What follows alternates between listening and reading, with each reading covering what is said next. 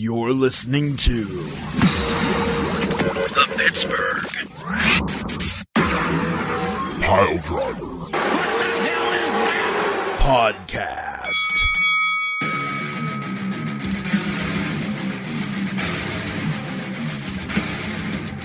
Good evening, y'all. It's that time of the week again. It's time for another recording of the Pittsburgh Piledriver podcast. I am full of Stroganoff. Drew McIntyre is full of COVID, and we are all full of wrestling talk. So let's go ahead and get right into the meat and potatoes that is the main course of your evening, and that is us, the Pittsburgh Piledriver podcast. Before we go ahead and dig into this delectable spread of delicious men voices, we would like to take a brief moment to thank our sponsors. Casual Gaming Dad, you can find him on Facebook, YouTube, Instagram, Twitch. Freaking Google him, you'll freaking find him. Also, Sean Tischler, he's a sponsor. I don't think he has a website, but he does stuff in Clearfield, and he does stuff for IWC. So, yeah, those are all good things. We'll have more detail on those coming up at the end of our show. So, stay listening, pay attention, and make sure you hit the end so that you can find out more about our delectable sponsors. Now, we're going to go ahead and get rolling. Beef the legend, Poop the bard, Ransom the madman. We are all here ready to go. Don't forget, though, later on in this broadcast, we will be joined by the best damn cruiserweight champ there ever was, Tiger Bomb Tom. He will make his entrance when he makes his entrance, because nobody, and the madman means shut up. Oh. Nobody tells the cruiserweight champ when to show up. He does it when he wants, and that's the way the world works. Boys, it's time for wrestling. What do you got? Wrestling. Well, first of all, you mentioned it in the intro. I think we should talk about kind of the elephant in the room that really kind of borked up some plans. Not bork lasered up some plans, but borked up some plans. Is that Drew McIntyre tested positive for COVID-19. Now listen, I want to talk about this real quick. I saw at least 4 posts on the Facebooks about, oh no, bad news, Drew McIntyre, oh no, no. This is a good thing, potentially, and I'll tell you why. Why? Drew McIntyre will pull through, I have no doubt in my mind about that. The good thing the bad thing is that he's got it. That's not a good thing.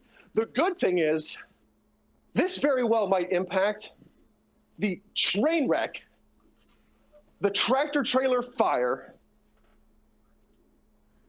the bunny hospital explosion that is Goldberg. This might just, my fingers are crossed that he's going to have to still be in quarantine come the Royal Rumble. I have a bad feeling that it's not going to take place. I have a bad feeling he's going to be back. But if he wasn't, think about how much of a good thing this could be. You're not going to have a title match involving Goldberg. Maybe they'll slot him in somewhere else. Okay, let me just throw this out there before, because I want to hear Beef's take on this and the whole thing. But via CBSSports.com, it says here, Drew McIntyre has tested positive for COVID-19. WWE announced this on Monday. The WWE champion has entered quarantine and will not be in attendance for Monday night's edition of Raw, of course. McIntyre was set to face longtime rival Randy Orton in the main event of the show. In addition, it was expected that McIntyre would address the end of the previous week's edition of Raw, where he was challenged by Goldberg. It is unknown if McIntyre will, appear, etc. A full 2-week quarantine would mean that McIntyre would not appear on Raw in person prior to the January 31st Royal Rumble. So it says, despite multiple reported COVID-19 outbreaks that have impacted talent and availability, WWE has not missed a single weekly television or event. Now, so it says he won't be able to appear on a Raw via the quarantine, but it didn't make a declarative statement about this not happening at the Rumble. That remains to be seen. What's going to happen? It does not. Oh, okay. It does not. Nope. He officially accepted the match on Monday via satellite. And Ransom, I love you, brother. I really, really do. But I don't know how many times I gotta flog you over the head with this. When it comes to WWE, drop every one of your fucking expectations, my friend. I know. Anytime that you expect that maybe they're going to do the good thing, maybe they're going to do the right thing, I'm going to get real close to this, that they will not. They are not going to do the fucking right thing. So like I said, he's already said, yes, I'm going to do it. CDC has said that COVID quarantining is down to like 10 days as opposed to 14, so only 2 business weeks. And if he got it, say, if he was confirmed, say, Saturday, he'll be back in time, like last Saturday, he'll be back in time for the go-home show. Yes. It's going down. That's the end of that. That is the end of the line.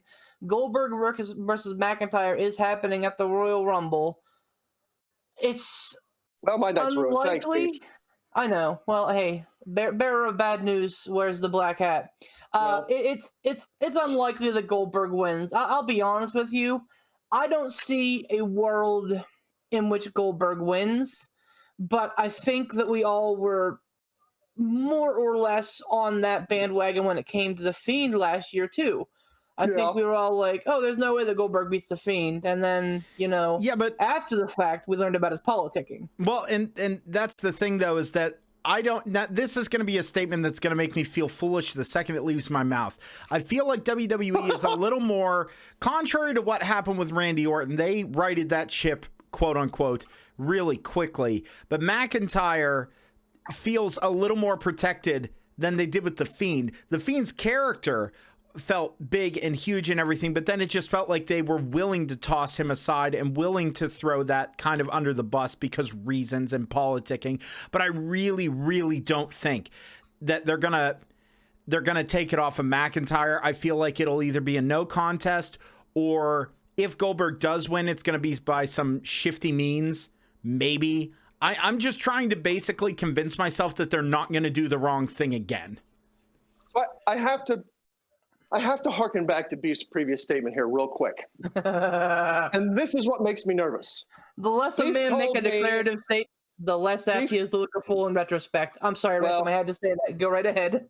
Beef told me a few moments ago that I should not be expecting WWE to do the right thing. And doing the right thing is not putting the WWE Championship on a part-timer, especially a part-timer like Goldberg. So if we shouldn't expect WWE to do the right thing, wouldn't that lead you to believe that Goldberg is going to walk out of this match as the WWE champion? Is that not a logical progression? Well, first and foremost, here's something that we have to examine: the time of the year. It's WrestleMania season, and so what that means is that anything can happen.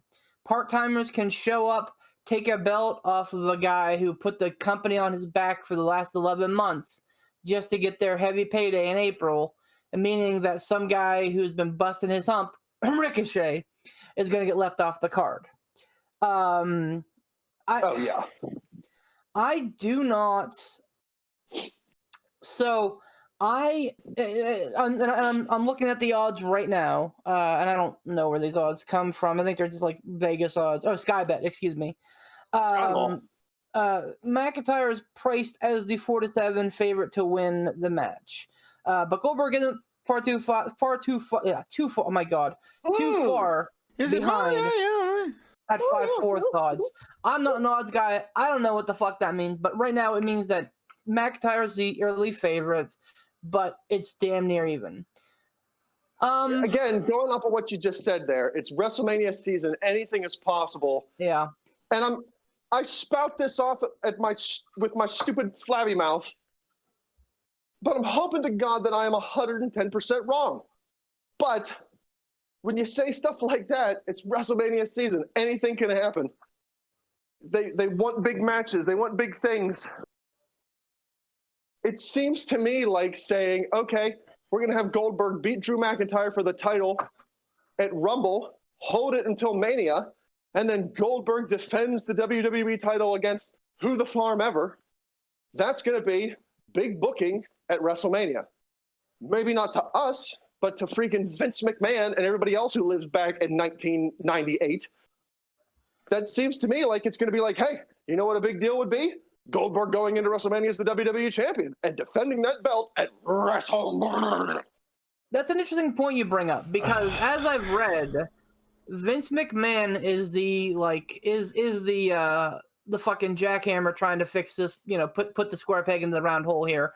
Everybody else backstage is very much against Goldberg coming in and taking a spot from a current person. But this is a Vince McMahonism. And as is true, regardless of how the fucking winds are blowing, when Vince McMahon puts his fucking cock and balls out there and says this is how it's happening, by God, that's how it's happening. Yep. I just it makes me so sad, and I don't understand why. Well, no, I do understand why, but of all the WCW talent to not waste and burn and treat of like, you weren't one of mine, I didn't create you.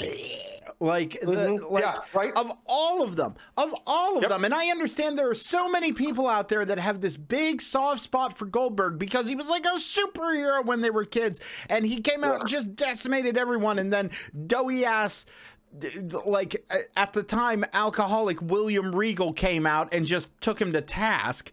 That should have broken the illusion right away, but it didn't.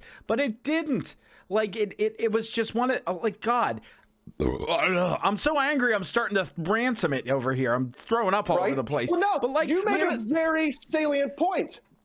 Of all the people from WCW, they treat Goldberg like he's king shit.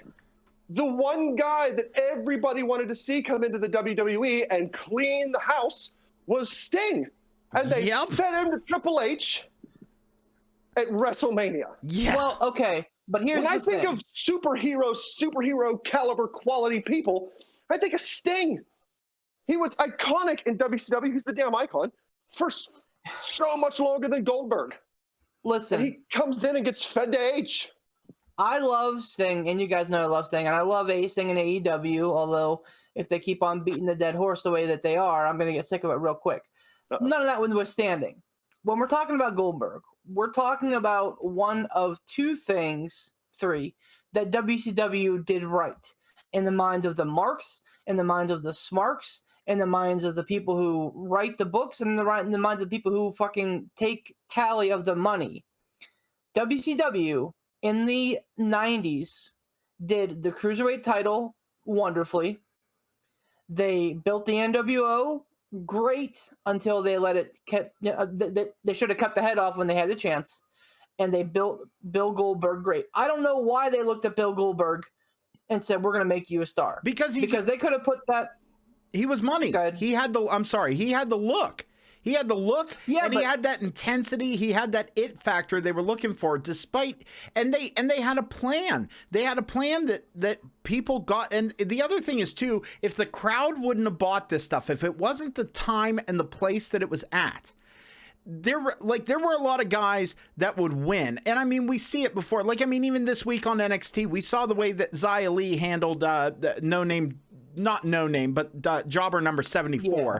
Like, those kind of things happen. I mean, we saw Aleister Black's, God, remember him? The Aleister Black debut on NXT, he came out and it was one kick, done, out. The match was all at 10 seconds and it worked. However, they didn't keep pushing that beyond where it needed to go. That's the problem, is they developed that character. They gave him people that actually would give him a run and people he could work with. In Goldberg's case, that never happened, like I said, except for William Regal. It was always the exact same thing. And people and fans at the time, my point was, the fans at the time, that's what they wanted and they got behind it. If the fans wouldn't have got behind it and saw through all that, Goldberg wouldn't be the big deal he is today. That's because Turner and WCW put every dime of their money on him. They put it all on Goldberg and said, this is the guy that we're back. And they could have put it on Jericho. They could have put it on Sting. God willing, well, thank God they didn't put it on Hogan, but they could have put it on guys like Booker T, Benoit, Guerrero, Saturn, Malenko. Any of these guys, I think, would have had a fair shot to be the guy. I don't know why they look at Bill Goldberg. I think it's because of his fucking football career. Realistically, people want to see a guy who used to be in real sports succeed. But the bottom line is Turner put every dime that they had into him, regardless of his talent, regardless of his promo ability, which is, negative. All of it is negative. He's bad at everything. They put everything that they had into his goofy entrance, into his goofy look, into his goofy win streak, and that made him a legit superstar. When you have a company that absolutely look at Patrick Mahomes, I will cross the sports bridge on this. Everybody knows Patrick Mahomes because the NFL has put their chips on him. They've said, this is our superstar of the future going forward. It's Patrick Mahomes. WCW did the same thing with Goldberg. They said, this is our superstar of the future. So that whenever he left WCW and whenever he after he stopped getting his fantastic payday for sitting around doing nothing, he was an instant superstar. And again, it's not. I think Sting is better, and I agree. Sting should have been treated better in the Fed, but he wasn't. I think that Jericho had a great career, but I think that WCW misused him, obviously. With Goldberg, though, Vince didn't have to put any extra money into him. Vince didn't have to put any extra time, any extra development. Vince had an out-of-the-box world champion that he could just go, hey, here's this guy.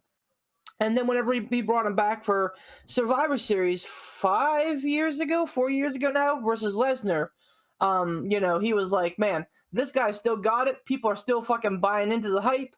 And I don't know why they are, but they are. I think that that's faded a little bit. But bottom line is he's ready to go. And anytime you have the opportunity of taking something that's a fixer-upper or something that's ready to go, 9 times out of 10, people are going to take the thing that's ready to go. So I get it, but it's fucking stupid. It is stupid. And the thing was, Goldberg he's kept his glamour muscles up. Now, I mean, you obviously see some age on him, but he's kept his glamour up. So, he looks like he could go.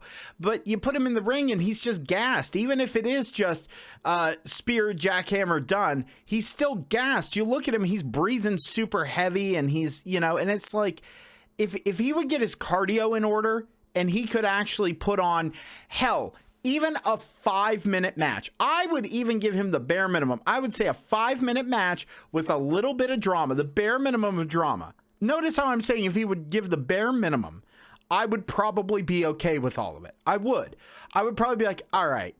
It wouldn't be like, yay, Goldberg. It would be like, all right. I would do that. I'd be like, okay, whatever. But the problem is it's not there. It's not there. And you know what? Like I said before, it really puts the criticism that we had on Brock Lesnar for a while in perspective, because Brock Lesnar got his shit together and delivered. Goldberg doesn't have to, because all he cares about is that bottom line. And that's the kind of tragedy behind it. Goldberg doesn't really care about what happens out there. He cares about the bank account. Brock Lesnar cares about his bank account a lot, but he also tries to deliver something that's at least entertaining and believable.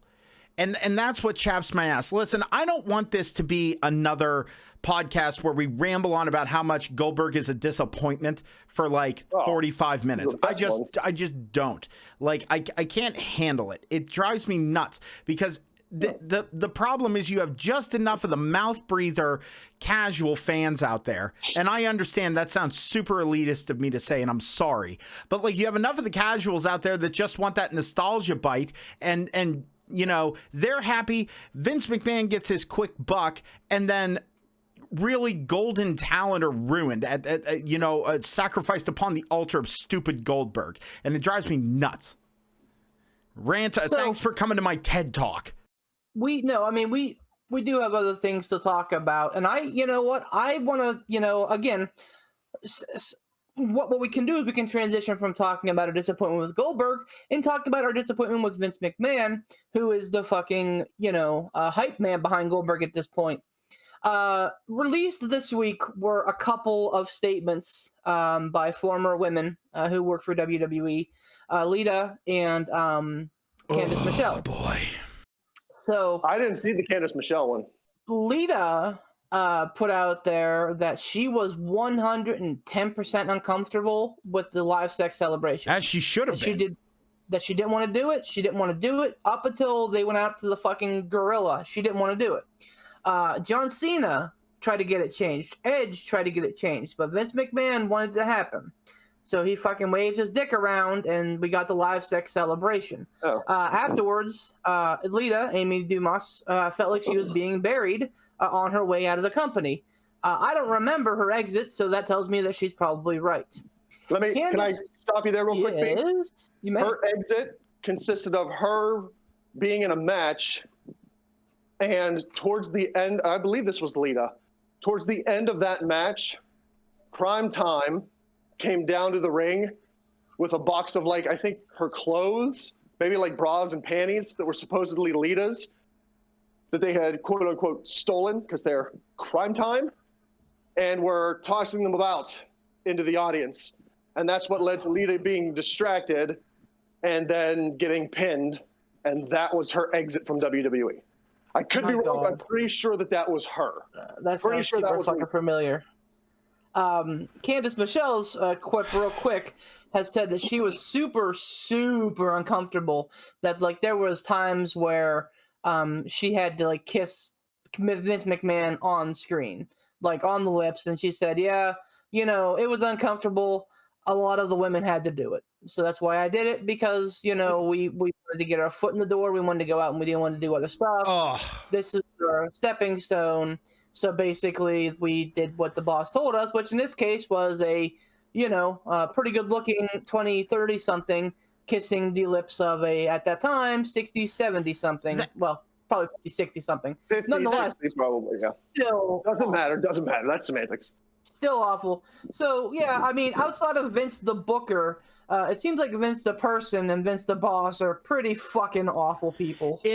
Dude, I mean, I think we've pontificated on that before, and it's so, and that's the thing, is like, you can't sit there and, like, you can't just sit there and be like, oh, Vince McMahon is a lecherous old man. Like, it's literally like, I'm sitting here, and when I learned about that account with Lita, I couldn't imagine her being comfortable with it, but I'm like, you know what? They're performers. There have been, shows I've been in where people have done things that they were arguably uncomfortable with, but that, it's like, okay, well, this is part of being an actor. We'll get through it. I'm comfortable with the person I'm performing with, if it was those kind of worries. But if it was one of those things where they're like, no, I don't want to do this, and they're told you have to, and it's like that feeling of that is so disgusting, and it's that archaic kind of like 50s, 60s Mad Men-ish, like, hey, toots, get me a cup of coffee feeling stuff. And that's so gross. I can't, I'm like sitting here like my skin is crawling thinking about it. And if we're hearing this, imagine, sorry, Ransom, real quick, imagine how fucking Trish Stratus is feeling. Oh, yeah. Or how she felt during that whole fucking bit where Linda walked in on them. Yeah, well, not just that, but the bit where Linda would walk in on them. Or no, I guess that was Triple H. But I mean, same theory, where they were like stretching her out and everything. Or was it? Trish had a thing with Vince too. Yeah, she had a thing with both of them. Where they were like stretching her out, and he was like doing like yoga poses and stuff. With just awful. And that's like the absolute pinnacle, the climax of like boss fucking using their powers for evil. He's a fucking Sith Lord, is what he is. He is a damn Sith Lord. So, this is going to sound ultra mega heartless, but whatever, fuck it. When Beef posted that article in the group chat, he posted some sort of outrage statement afterwards. Now, I'm not saying that Vince McMahon, what he did was best for business, or hey, that's what you got to do, or whatever. I'm not defending Vince McMahon. What I'm saying is my surprise meter didn't move. I don't think Vince McMahon's a good person. This statement that Lita made about not wanting to do it, but was pretty much told you have to do it or you're fired, and then gets buried afterwards because she wasn't happy.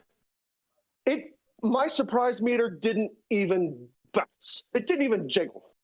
I'm not surprised by that.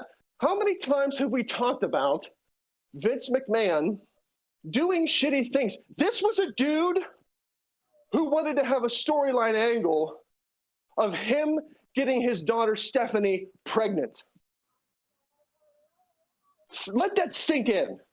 As a father of a daughter, no storyline would be worth me pitching, hey, you know what?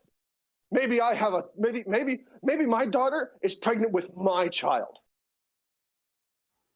When that came out that Vince McMahon pitched that, any surprise factor that I had from any reports of Vince telling someone to do this or do that went straight out the window. I'm not surprised at all. We talked about before, and this I believe was in shameless plug. I believe this was in the first Incoherent Ramblings of a Madman that I did, where we talked about the Ashley incident. Oh, and yeah. Absolutely nothing coming from that. Absolutely bump kiss coming from that. And I believe that there might have even been a cover-up. I can't remember back because I recorded that video so long ago and I haven't gone back to watch it because I don't want to watch my own stuff because I don't think it's good. That notwithstanding, this shouldn't surprise anybody.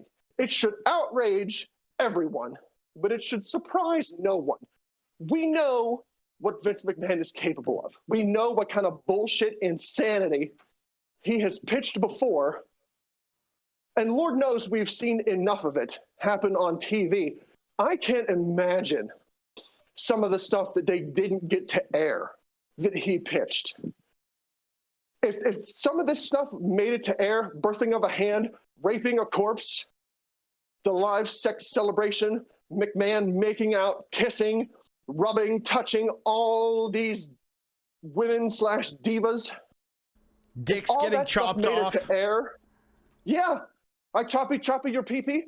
All those things that made air, can you imagine some of the stuff that he tried to get on the air that didn't make it? That is what is really cringeworthy to try to think about.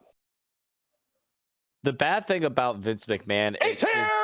He's Everybody here! I just take a moment come in and revel in the arrival of the best damn cruiserweight champ there ever was. Sorry, champ. Please continue. No problem.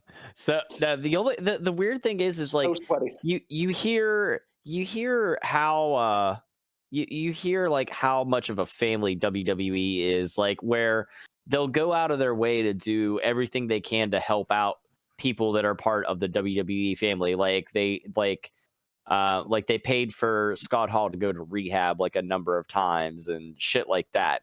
So like hearing all this stuff, because I was present, I was listening, and I couldn't agree more with everything that was said about Goldberg and everything like that. But and everything here with Vince, it's like Vince McMahon seems like the best way I could equate it. It's like the fucking uncle that diddles you in the toy closet and tells you to shut your mouth, but then pays for your college tuition. Like you're Oh God! Yeah. Oh man! You know what? That's a very good statement.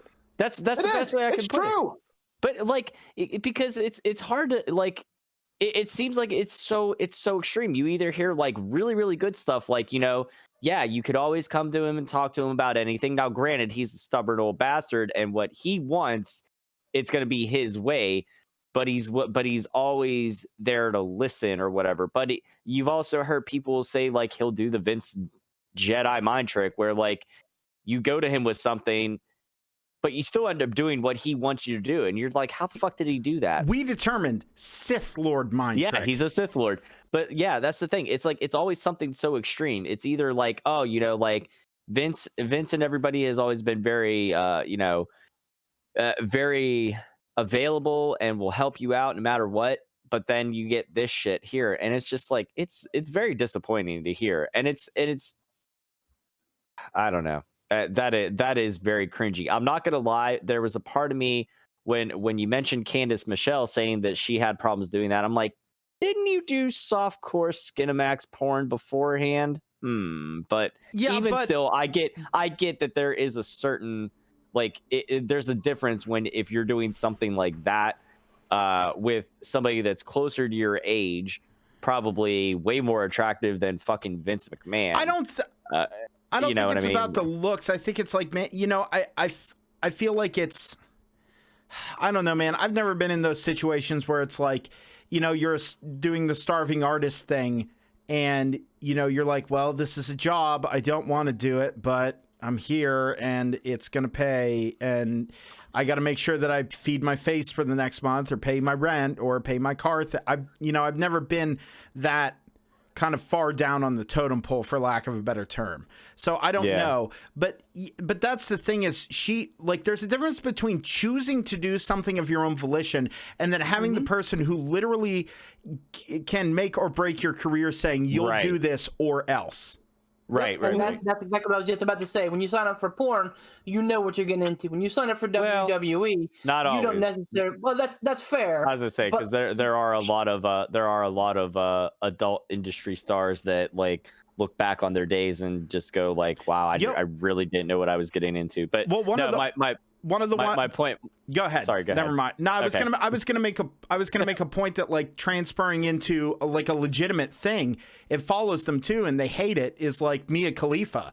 She knows. She is like one of the she knows so much about sports, and she does a sports podcast.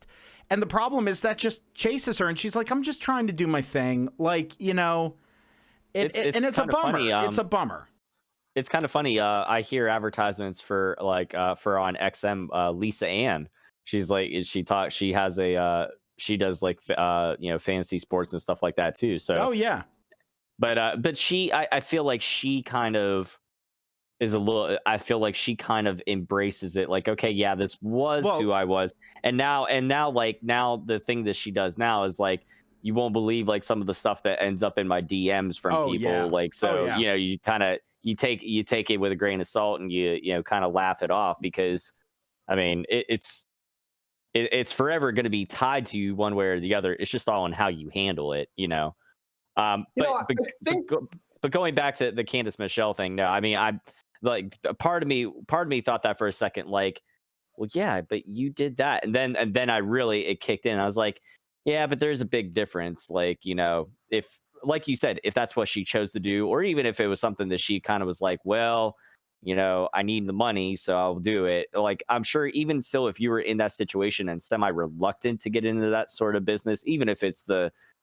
fake stuff, the softcore Skinamax stuff or whatever, there's a big difference between doing something like that with somebody who's closer to your age and isn't your boss compared to, having to make out with your boss or whatever, and all that. Yeah, you're absolutely right. All that shit with, I can't even imagine what Trish Stratus would have to say, because like she had to do stuff like full on like making out with Vince, like where she was like, didn't he make her like bark like a dog and all this shit at one point? And it was brutal. Yeah. That's a gross segment. Thankfully, that was around a time whenever I wasn't watching wrestling, so thank God I missed it.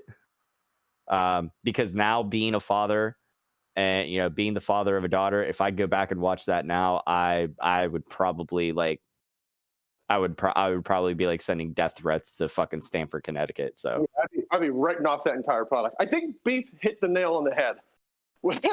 Sorry, nerd time. When he pretty much said, well, not pretty much, when he said that Vince McMahon was a Sith Lord, I don't think a more appropriate comparison could be drawn, because again, nerd time, suck it up and deal with it. Vince McMahon, I've heard people say that he's like a second father. He advised me on such great things in my career. He helped to elevate me. I could go to him anytime for recommendations, for advice. He's always there to listen. He was always there to help me. That's the Senator Palpatine side of things. This gentle, kind old man who is there to advise and listen and help shape the willing career, let it blossom. Then you have people who say that Vince McMahon did this stuff. Basically, forced you into a live sex celebration. That's the Darth Sidious side of this old man. I don't know. Okay, sorry. I'm sorry. But you really have to be some sort of sociopath to be able to be seen in such a light to where people compare you to a second father, and then you switch gears so easily into forcing people into kissing you, doing inappropriate things, performing live sex celebrations. And when they tell you how uncomfortable and they don't want to do it, I don't want to do this. Not just, well, I'm a little hesitant on this. Can you maybe help talk me through it? Not that. A flat out, I don't want to do this. I'm uncomfortable with it. I don't want to do it. Do it or you're fired. To be able to switch back and forth between those two personas, you have to be a true sociopath. And that's coming from people, and that's coming from a group of us that regularly kill each other on a Tuesday night on a regular basis. And don't. I am the universe. Do it, see Do it. Oh God. Oh yeah. I mean, right? Like, you have to be a sociopath. Yeah. Or you have to schizophrenic. be a man who controls every facet of his life, every modicum of time that he spends. You know that he has 110% control over, and he gets off on it. He gets off on the power, on the fucking toadies, on the fucking, well, Ultimate power. Exactly. Well, That's I mean, 100% sociopath. it. Yep. So here's the thing. We have to separate. So all right. This is a complete derailment of this, but I'm going somewhere with it. I'm a Benoit fan. I'm a fan of the man's career. I thought he was one of the most gifted and best technical wrestlers in the world, and I think that he never really got his due. I think that he's absolutely awful, the personal side of things, but I'm able to kind of separate those and say, professional Benoit was one of the greatest of all time. I think that we also need to take, and it's, apples and fucking footballs, but we also need to take the same grain of separation with Vince McMahon and understand that, yes, he is a fucking Sith Lord. He's a dirty old man who controls everything and holds our favorite wrestlers back, all for the sake of fucking getting his jollies. But without Vince McMahon, we would not have pro wrestling as it is today. It would not be a national thing.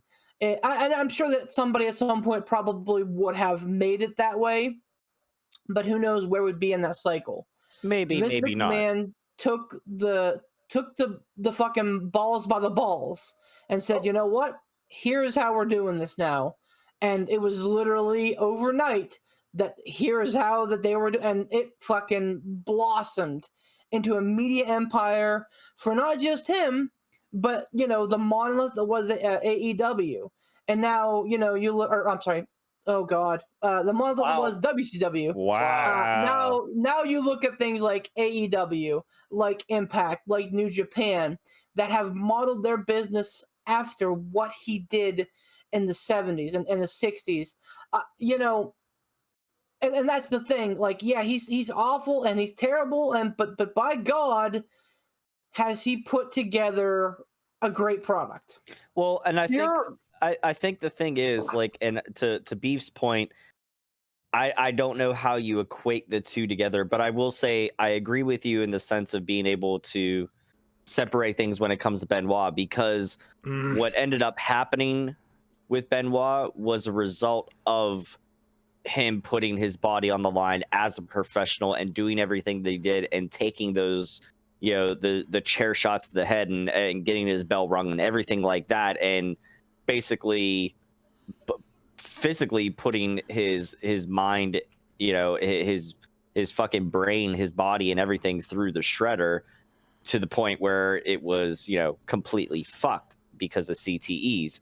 So if you take the CTEs out of the equation, like, then I have obviously, like, there's, like, what can you really say bad about him? Like, really, the biggest black mark on Benoit Benoit's legacy is what happened at the very end, but which was a direct result of how great he was as a performer, as a wrestler. So, you know what I mean? Like, it's. I was just making an allegory that in some circumstances we have to be able to separate, right. You know, and I get that. peel them apart.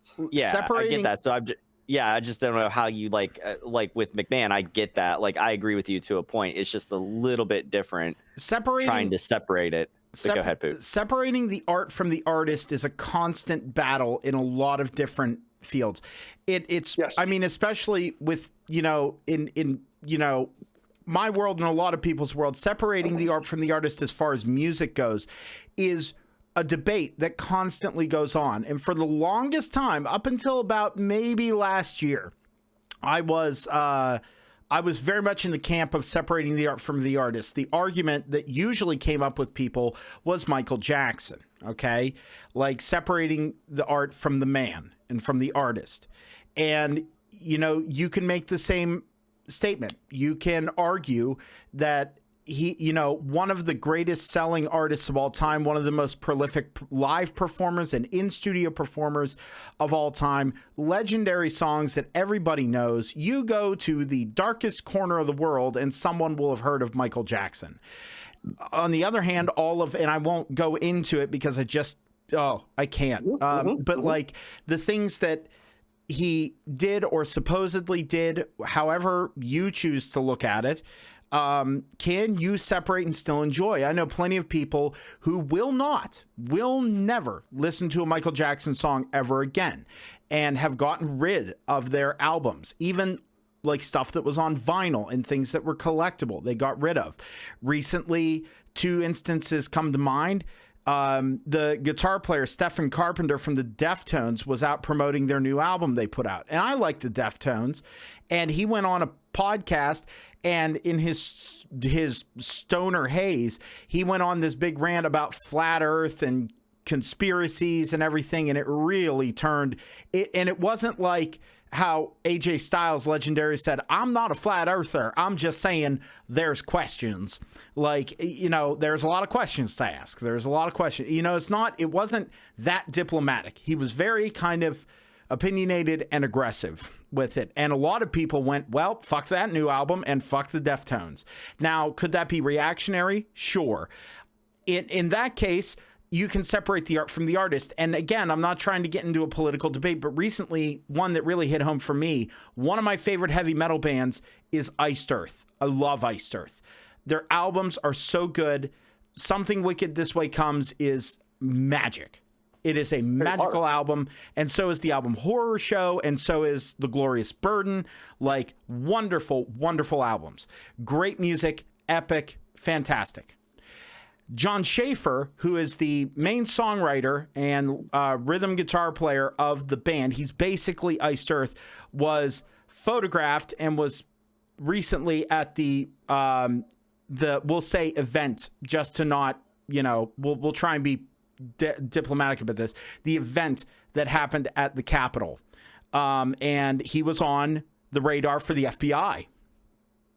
And I went, wow, okay.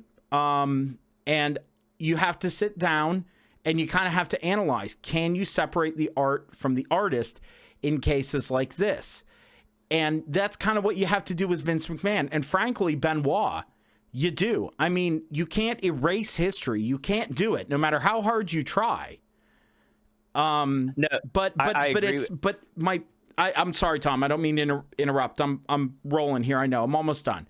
But my point is, as far as McMahon goes, you know, Ransom, and to throw it at his way, hit it right on the head, saying that he's a sociopath.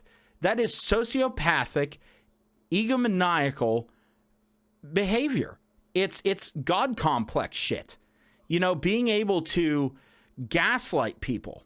And even if you're not directly gaslighting them, you're treating this person, you're treating enough people really well and very comforting so that you have enough people that will say you're okay, so that when you do pull these lecherous, terrible things, it's at minimum debatable and you're with a hung jury in the court of the common opinion. Yeah, it sounds like I've been buttering beef up a lot this episode. Sorry, Tom. I've been trying to get this out for a while. Buttered beef. Yeah, it sounds like I'm buttering beef. But look, I'm going to call a spade, and he's 100% right. Vince McMahon, the businessman, is a genius. Look at what he's built. We can complain all the live long day about what's going on in WWE today or a year ago, 5 years ago, whatever. It's still on TV. It's still the big show. Oh, whoa. So, Oh, you popped me. You popped me. Hey. gross. Vince McMahon, the businessman, is a genius. Vince McMahon, the person, is a scumbag. I don't know how else to put it. When you look at what he's done, there are absolutely two sides of the coin, and Beef was right. Vince McMahon, businessman, genius, built an empire. Vince McMahon, the person, scumbag, has forced people to do things they don't want to do, not a good person. The biggest difference I would say, like I was saying earlier, is like I don't know how you could compare whether or not that if you could separate the two, separate the art from the artist. In this case, like with McMahon, that's a debatable thing because for the reasons you just mentioned. I'll say at least in the last thing I'll say with the Benoit case is you would not have had, like in that case, I absolutely can separate the art from the artist because what happened at the end of his life would not have happened had he not had all the CTEs and everything like that. The things that happened were completely circumstantial. You know what I mean? So, and because of that, unfortunately, it took something tragic like that for WWE and McMahon and and everybody to re-examine the safety of their performers and everything like that. And now you get to the point. Look at what happened with Corey Graves in NXT. They said like, no, you can't wrestle anymore, and it ended up birthing a fantastic commentator and stuff like that. Thankfully, they still kept the place. Were able to keep a place for him. That kind of segues into, thankfully, Triple H having a mind for the business like he does. I know we say this all the time, and I consider the four of us to be good people, good-hearted in general, and but man, like part of me wonders, and this is kind of off on a little bit of a tangent. Like I was watching Jeopardy tonight, and it was so weird to not, even if it was a pre-recorded thing, it was so weird not seeing Alex Trebek and seeing Ken Jennings hosting the show. Like it was just different. And part of me thought, because I knew we had the podcast tonight, part of me was like, I wonder what it's going to be like the day whenever Vince McMahon passes away. I'm sure, we'll get a big Raw tribute show, an NXT tribute show, and a SmackDown tribute show, and we'll toll the bell 10 times and everything like that. But really, like, I wonder what the dynamic's going to be like when he does pass, And I mean, as much as we sit here and, are shitting on him right now for being creepy old man and fucking a scumbag, there's still going to be a part of us, I think, that whenever he does pass on from this world, that kind of go like, all right, well, now what? Because we've been so conditioned that he is WWE, that's you don't have one without the other sort of thing. But I'm very, very hopeful with somebody who like Triple H, assuming that he's the one to take the reins. I'm hopeful to see what he brings to the table moving forward and everything like that. And on that note, with NXT, I know that a lot of us didn't get a whole lot of chance to watch a large amount of the product. I got through some of NXT from this week. Yo, Keynote, the Rascals are in NXT now. Who are the Rascals? Is that who M2K are? MSK, and allegedly stands for Mean Street Kids. And that was kind of like the vibe with the Rascals from, I believe, Impact. Oh, okay. I, Yeah. I had no I idea didn't know that, who they were at all. Yeah. Yep. Oh yeah, they're a killer tag team. They're really The- good. Real quick. I didn't get to watch that match. I saw the entrance and the very first, my very first thought, I even said it in the chat to you guys. I was like, are they supposed to be this generation's Hardy Boys? Because they came out with kind of the same feel, like their body language and their movements and the way they came to the ring. I was kind of like, I feel like I'm watching like Young Hardys again, but I don't know. Like that was just my first like gut shot, like snapshot, impression, if you will. Tom, I want to respond directly with the question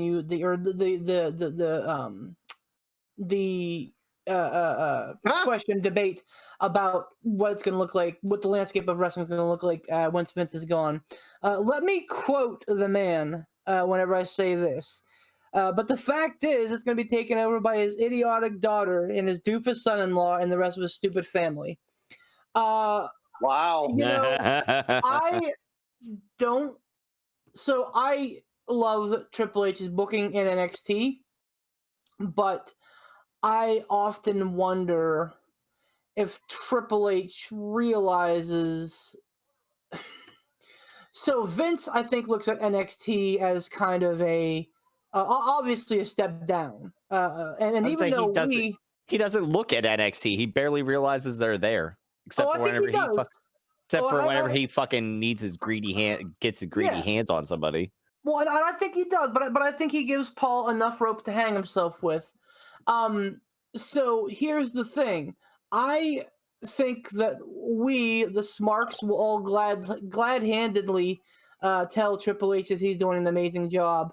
But at the same time, I think if this kind of booking were to happen on the main roster, I don't know that I think that we would all, maybe have a tune change about that. Maybe not. I could be wrong, but I feel like Vince looks at it like, yeah, that's great booking for what NXT is. Main roster though is a different animal, and I kind of feel my fear is that Triple H is going to come to the same realization that Vince did, that the marketing, that the match style, that the pacing, the booking has to be different when you're working with the main roster because of how things are different with the different shows. So I really feel like Stephanie is going to inherit the business. And I think that it's going to be her call what happens. And based upon everything that I've seen of Stephanie McMahon on television, not Stephanie McMahon the character, but Stephanie McMahon the Stephanie the McMahon, whatever. She is always putting people down. She's always burying talent. And that's whether she's a face or a heel. She always manages to make it very personal and so she feels a lot like her father in that regard. So if that's the case, I don't know that there are going to be sweeping changes. I don't know that we'll get, the Triple H booking on the main roster. I hope we do. But at the end of the day, if it falls on Stephanie, I think that she continues her father's legacy of not doing so great, at least currently. Wow. Oh, that's bleak. That's a bleak outlook on things. Again, I'm going to circle right back around to what I said at the start of the show. Temper your expectations, and that is the WWE Bible right now, as far as I'm concerned. If you go in expecting the worst, you might come out entertained. But if you look at a card and you're like, man, this card looks amazing, how can they fuck this up? You're going to walk away going, oh my, and you're only going to see the negatives. So if you walk in saying, you know what, I got nothing else to do on this Sunday night, it's probably going to suck, but I might get some good matches. Because honestly, I kind of let shit go at WrestleMania this year. I kind of said, you know what, they're in the middle of a pandemic. We're still in the middle of a fucking pandemic, so I guess it still applies. But hey, they're like at like half mast or whatever. Like they're not at full strength. It is what it is. I'm expecting a shit show. Maybe I'll be entertained, and that's kind of how I treated every single network event special this year. And by God, if that 85% of the time I'm entertained, and I think that they put on a great show. maybe not great show, but like at least like a B plus show for most of the events this year. They really did. I'll give them credit.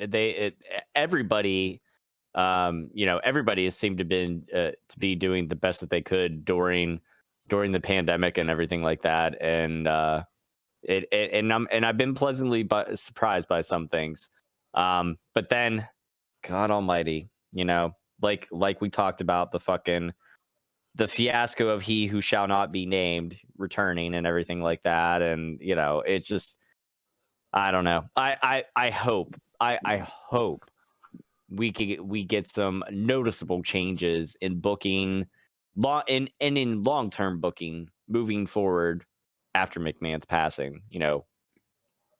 Unless he's found a way to live forever because he is a Sith Lord and I don't know what, and he's fucking. Oh fuck! McMahon is Darth Plagueis the Wise, son of a bitch. His soul will just pass to Stephanie. Ugh. His soul will just pass to Stephanie. He is all the McMahons. So does that mean that Stephanie is going to start making out with 20-something-year-old? Wait a minute. I'm okay with it. Never mind. All right. So easy. Dial it back. All right. Speaking of lecherous. Our very own champ, everybody. You get a little bit of gold and you just think you rule the world. Anyway. Somebody had to fucking make us laugh during these bleak times of. Oh. Yeah. Oh, yeah. So, but no, watching NXT, man, I'll just tell you what, NXT is so good. I'm so entertained by NXT, and I'm also, and this goes back to many thousands of years ago. Whenever Beef mentioned what's going on with Boa and Xia Li, that whole thing, it is weird. It is kind of over the top. Had to wind up for that one. Yes. But am intrigued. I'm here for it. I'm 100% here for it. I'm willing. I'm curious who that person in the chair is. I'm curious. Quick question for you. Did Boa wrestle this week? Because I didn't. No. I didn't see. He has not wrestled yet. Still Xia Li did again. Okay, gotcha. And, I mean, Bo's a rookie. We got to remember that he just came to the Performance Center last year, so he is super fresh. So they may not be putting all their eggs in the basket with him. Whereas Xia Li is a formidable competitor who has a decent a decent clip under her wing. She knows what she's doing. She's been around the block. So I think it's smart for them to put the onus on her and then bring him Boa whenever it's a big situation, because he's a big dude. He's imposing, and I think he could be great, but they need to take their time with him, I think. I do like it because I watched last week and I saw the return of Xia Li with this new attitude and stuff like that. My only point of criticism with it was that when she was coming out to the ring, she was still doing, for lack of better terms, I'm just going to call it Power Ranger poses on the way to the ring. And I'm like, you're coming in with this new aggressive attitude. I don't know if it's supposed to be a heel turn or not necessarily. I guess time will tell. But it made me think, I'm like, maybe you should dial that back a little bit. Maybe, enough with the fucking posing and stuff and just come to the ring, just all fucking business.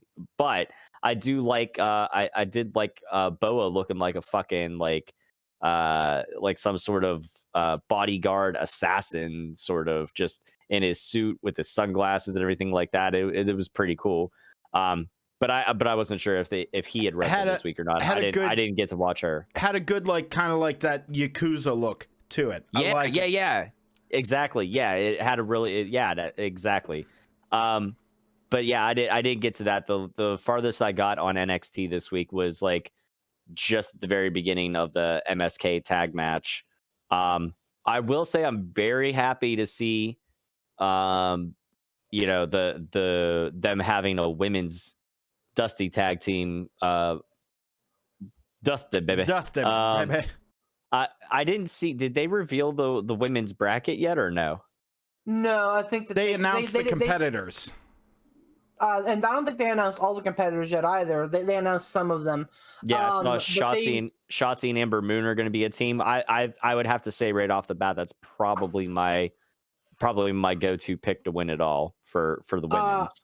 I think, and like they did a slow burn with the men's this week too. They didn't outright announce the brackets or all the competitors last week. They just said, "Hey, we're coming," and then I think they did like a social media dump, like on the bump and like their social media channels and stuff. It's kind of and also looking at the brackets, there's not like, at least in the first, maybe second round, it's kind of like one of those things where you're like, oh, okay. But then once it gets to the semifinals and then the finals, it's kind of like, ooh, you know what I mean? Yeah. So I'll tell you what, man.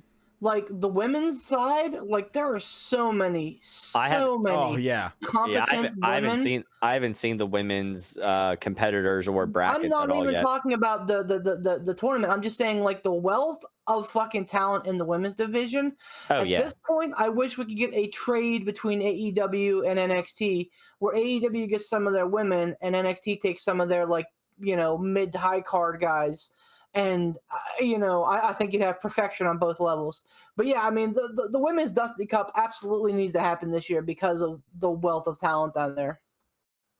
I will say since you mentioned it, and I don't necessarily want to segue away if anybody has any more NXT talk, but how great is it to see Taya Conti outside of NXT, like kind of coming into her own a little bit on AEW. I feel like she has more confidence, and like I feel like she's doing well over there. So like Beef mentioned, some of the people, it'd be really interesting to see some of the AEW women.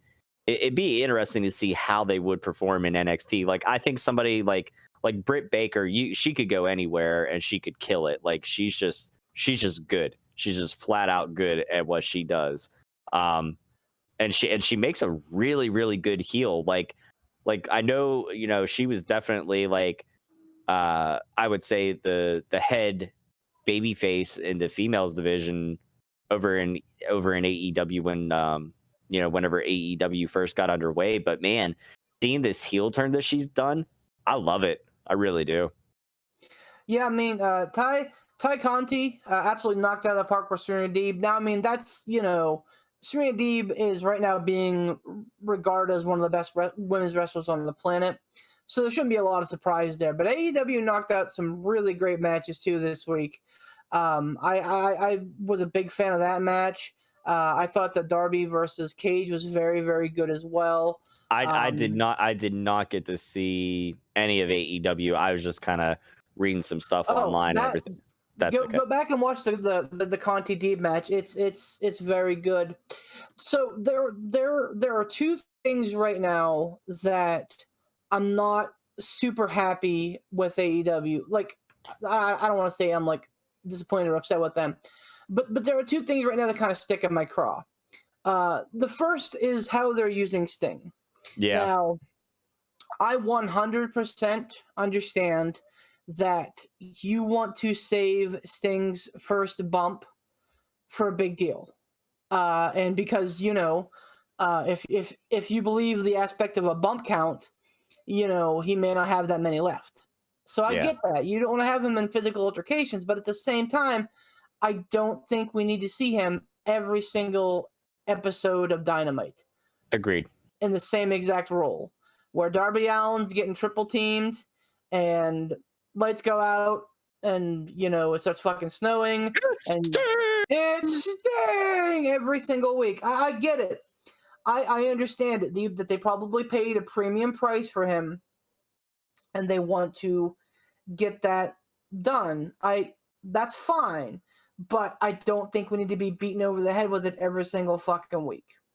The other thing is this whole fucking fiasco with Cody and Jade Cargill and Shaq. I am absolutely lamenting Shaq being involved. And I was fine with him being a part of the Andre the Giant Battle Royal that one year. I think he's a great character, and I think he will do great promo work. He's probably not going to be the greatest in the ring because big dudes very rarely are. Especially big dudes that aren't trained in wrestling. He could surprise me. He could absolutely surprise me. but I just like I'm not a fan of how this angle has started, how it's proceeding. I just wish it would just go away. Those are my really only two takeaways from AEW this week. I need to interject with something real quick. Just looking at our Discord here, I got so confused at first because I just saw yes, and I saw our logo here, and I'm like, who's saying yes to what? And then I see it's from the Maniac, and I'm like, okay. I don't know. I got so confused there for a minute. I was like, I wasn't sure what the hell he was responding to, but it was Poot's message. So yes, Poot. I have a question. What? Oh. No, there's not. I posted a meme. Go ahead, Ransom. No, I thought it sounded like Poot was going to piggyback off of something I was saying, but go ahead, Ransom. Oh, I'm sorry. Did I step on your toes there, Poot? I don't want to derail you if you had a thought. No. You're fine. Oh, okay. Speaking of the Maniac, I just wanted to ask if we did have a Stump the Champs question for tonight. I know it's maybe a little early for it, but I figured, hey, if we have time afterwards, we'll continue talking. If it's a long one, at least we'll set away some time to do the thing. Yeah, and we actually have two. We actually have one from our favorite DC Universe director as well. So I don't know. We have one from Maniac, and we have one from Zack Snyder. Zack Snyder of former fame, who asked us to name the entire bracketology of the Brawl for All. No. So you guys tell me which one you want to do, or if you want to do them both. Can we do the Maniac first? I have a bad feeling about this Snyder one because the last one was a humdinger. Can we do the Maniacs first, and if we have time, we'll hit Snyder's? Yeah, we can. That's actually the order Snyder. that came in. Who the hell are you? Well, we're happy to have you, Zach, for sure. All right, so let's do the Maniacs question here real quick. Easy. Yeah, that's hurtful. By the way, I don't know what the fuck we did well last week, but our count quadrupled. So hopefully we're retaining some of that, and hopefully we're getting some new listeners here. So if you are listening for the first or second time, we're certainly glad to have you. Don't listen to Ransom. And it wasn't me. I didn't say it. It was Tom this time. Oh, that's fair. That's fair. It's always don't listen to Tom. Listen to Beef. Always sussing Ransom. Always sussing. It was Ransom. It was Ransom. Listen, No, well, it's you. Usually I'm really trying to get the Salty Beef tag team off the ground here. So it's going to sound like I'm in Beef's corner again. Look, I really want this tag team to go somewhere, but Salty Beef. In defense of Beef, it usually is me who is verbally berating people who listen to this show. All three of you. So, look, I can't fault him for assuming that it was me because, let's face it, it usually is. Anyway, moving on. I just want to welcome our new listeners if we have them, and hope you're enjoying the content. So, and send your $49.99 directly to Pittsburgh Piledriver Podcast at gmail.com. That's a deep cut, but it will make you go back and listen. So go see if you can find that reference later on. Anyway, figure out where it's from. So Stump the Chumps, just for any new listeners that we may have, is an opportunity. Stump the Champs. Yeah, that was a guffaw. My bad. This is a Freudian slip. Oh no. My bad. Where we give our listeners, our dear valued listeners, the opportunity to try and send some wrestling trivia our way to see if we can Survivor Series tag team style this bitch, and if we can knock some shit out. Typically, knock on wood, we do real fucking good at these. But the gauntlet has been thrown, and if you are able to send an email and stump us, and if you do successfully do that, you will get not only a spot on an upcoming podcast, but you get to pick your spot. Whether you want to be the fifth member of this craziness, or whether you want to take one of the other four members' spots for that evening, you can do so. 5 minutes, 2 hours, whatever you want to do. It's up to you. Email your questions to pittsburghpiledriverpodcast at gmail.com. 2 emails, one with the question, one with the answer. In the answer one, make sure you put a couple sentences in the actual block of the email so I don't see the spoilers of the answer, so I can help my boys. For this week, our resident quizmaster, the Midcard Maniac, has asked... The Quizzer. The Quizzer. The says Quizmaster. That's the newest character on Monday Night Raw. Cuisinart. he apologizes for the confusion last time, and this one not any more clear. Who was the women's champion when WWF became WWE, making her last WWF's women's champion, making her the last WWF women's champion and the first WWE women's champion? Oh, good lord. Oh wow. That's a good one. That is a good one. That's a good one. So when they got the F out, the talents in my mind are the litany of Sable and Dawn Marie and Tori and Stacy and Lita towards the end and Trish towards her end. I think we were still a little too early for Mickey and Melina and that ilk. Okay. That's the time frame that I got. I really think it was Sable, and I could be wrong. I have nothing to go off of other than a gut feeling.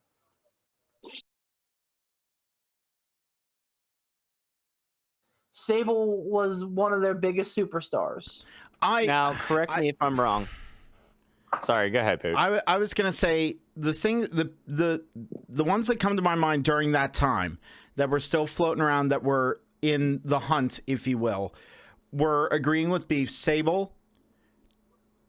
I really feel like there's people like Molly Holly, Trish Stratus, Victoria, Jazz. I don't. Gail Kim. Those are the ones that were like in the hunt. I'm not thinking about like the Stacy Keeblers of the world and shit like that. No, it wasn't Tori. I was just kind of getting a time frame. Yeah, but y'all. Well, I don't think Stacy Keebler ever won a women's championship at all, correct? Not. Okay. So we can eliminate her right off the bat. I want to say that they lost the F between WrestleMania 17 and WrestleMania 18. So are we? So, wait, is that early 2000s? Wait, hold on. Is Ransom okay? Ransom, you all right? I'm doing my walkies and I smacked my foot off a desk. Sorry. Oh. So this year is WrestleMania 37, which I believe it is. We're talking 20 years ago, so we're talking early aughts. So 01, 02. I believe that the transition would have been made in so 7 to 8 would have been 02 to 03. Well, okay. I think I know that the F was gone by 19, and I'm fairly certain they still had it at 17. I'm not sure about 18. I can't. I think it was there. Oh fuck! Was it between 18 and 19? Beef, I'm gonna throw this out there. Go ahead. You, because of the vast depths of the pools of your knowledge, tend to vomit all of the information at once, and we get lost in the din occasionally. That's it wasn't Sable. What? I'm gonna walk it back. It wasn't Sable. This is what I'm talking about. And that's fine. Why? Now, this is the thing that I try and do. It's like with the Brawl for All bracket. I'm trying to just have everything one thing at a time. Why not Sable now? Time frame, because I'm certain that it was WWF in 02, and I'm certain that it was gone by 04. So okay. 02 to 04 would have excluded Sable. It would have been that middle ground, which would have been Jazz, Victoria, Trish, Gail Kim, Molly Holly. Trish was in there, right? Molly Holly. Lita was not around for the bulk of that. Okay, so mainly those 5. So taking it one at a time, was Jazz ever a women's champion? Yes. All 5 of the ones I mentioned were. Yeah. Jazz, Molly, Victoria, and Trish all were. Now, now my initial gut reaction of those ones, and I'm not saying we're just going exclusively, I'm beefing it, exclusively with those 5, but I'm saying of those 5, this is my logic, and I'm not really providing as much information here. I'm just trying to put in a thought process. Think about who we're dealing with this question. Think about the oddball, small little twists of the knife Of those ones that you mentioned, the two that I would think would be Molly Holly or Jazz, because it has to be deep cut, because the initial reaction of those people would obviously be Trish Stratus. Like, really, that would be the obvious answer. Because we're dealing with the Maniac, I'm thinking it's a deep cut person. And no offense to Molly or Jazz out there. I love Molly Holly, and I loved, what was it, Super Molly or Mighty Molly? Yes, Mighty Molly. I love those characters, and I like Jazz. Didn't set the world on fire, but she was good. That's my thought process, is we have to think even a little bit off the beaten path because we're dealing with the Maniac. So that's what I'll put out there. I actually landed on the other side. I actually of the other two. I think I can agree that it wasn't Trish, but I actually think it was either Victoria or Gail Kim. Okay, Ransom. I want to hear what Ransom has to say, because sometimes I wear a hat. What? No, what Poot say about a hat? No, you said that during the first round of Among Us on Tuesday, which you should go check out. Casual Gaming Dad streams of Among Us every Tuesday night. Have a lot of fun and go back and watch them, because the first one, whenever someone asked you a question, when Sandra asked you a question, you went, sometimes I wear a hat. No, sometimes I have a hat. And it was, yeah, that was not an untrue statement. There are times where I do wear hats.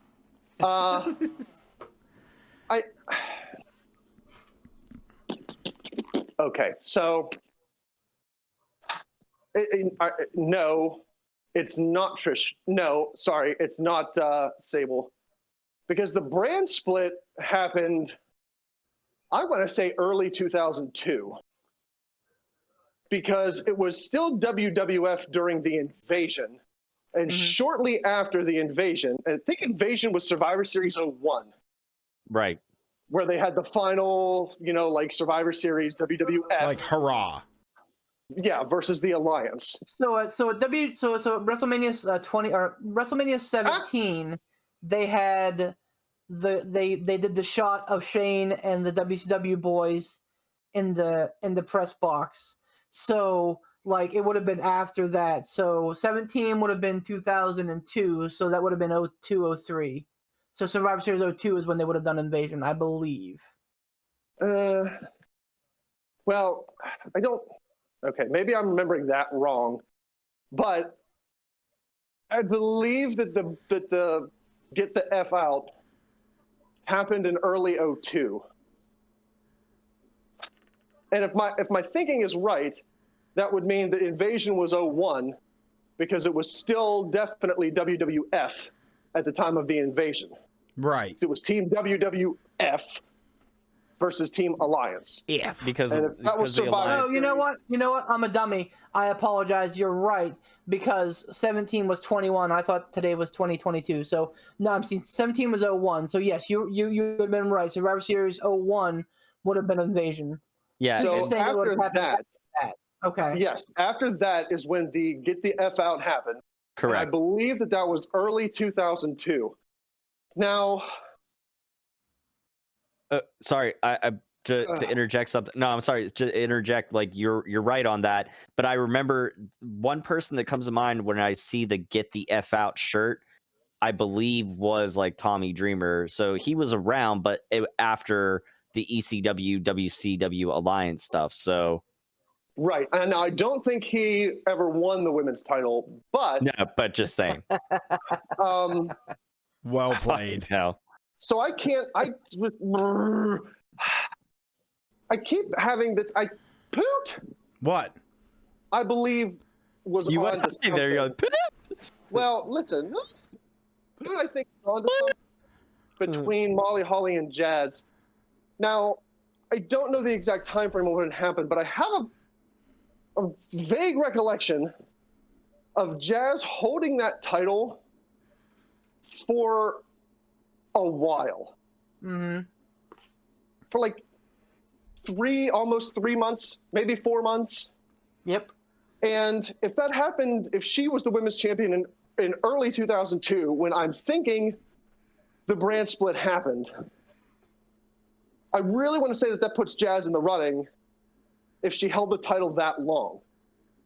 Now, I'd be a lot more comfortable if I knew the exact date on when the F out happened Right. and when Jazz's long title reign was. They could have happened at two completely different ends of the year. So I'm fairly certain that Gail Kim beat Jazz after that long reign. I'm pretty sure, because I'm pretty sure that was like Gail Kim's like big, like, you know, the idea to push her big was her beating Jazz. No. No? So then maybe No. Jazz beat Trish Gail Stratus Kim. was involved in feuds with Jazz. Anyway, I don't know who beat Jazz, and I don't know who Jazz beat. I don't know if it is Jazz. Molly Holly's name does stick out there. But I don't think China was involved with it at that point.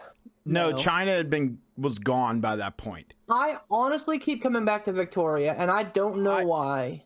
Look, I understand this sounds like kind of a platitude or anything, but I'm gonna put this out to Tom and Beef, because I'm on the fence, leaning more towards Jazz, but it's Jazz and Molly Holly for me. But I'm really like 70% Jazz. And with Ransom saying that, that's what caused me to lean even further, because every time Ransom's given us an answer like that, we've been right. I'm gonna just put that in your heads. I'm not saying we need don't to throw all this on my back. No, just everyone calm down. My point is, keep that in mind, because it's not putting it all on Ransom's back here, but he's usually pretty accurate with this stuff, and that's my point. So I'm going to put that on Beef and Tom to just keep that in your head. Well, so let me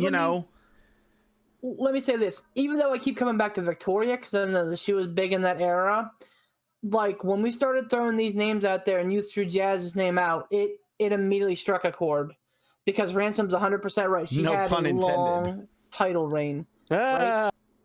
She did have long title reign for the women's division, was 3 months at that point.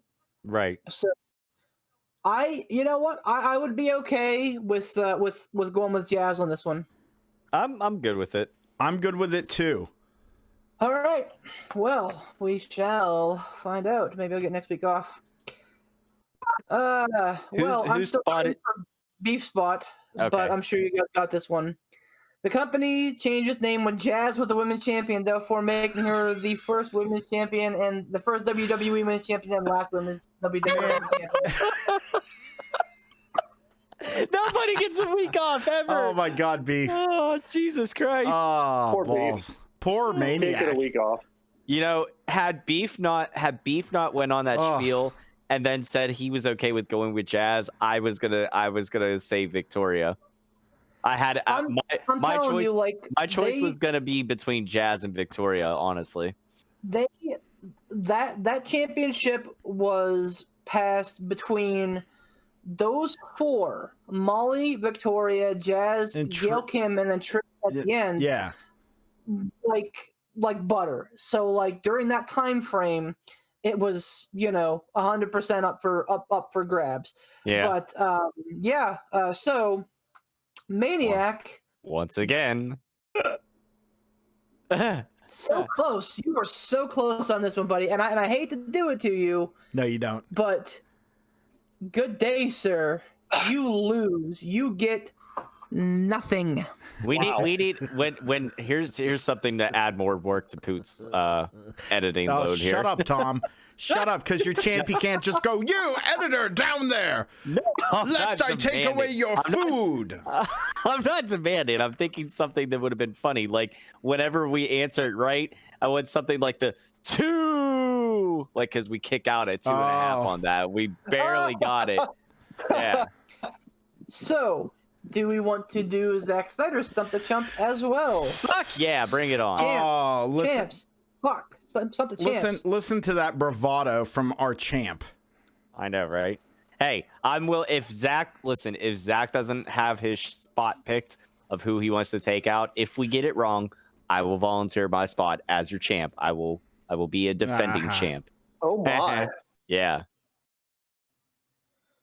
And I'm sure Andy wouldn't mind me having a week off anyway, so. Well, then, let's soldier onward then. Okay, this is probably going to be a tough one. All right, so, this is the big one. All right, so our question from the master of the DC Universe, Zack Snyder, comes to us as, there has been a lot of bragging about not getting stumped. One day you will be stumped and you'll be back to chumps. I'm going to give it my best shot. Wow. What are the 3 top arenas?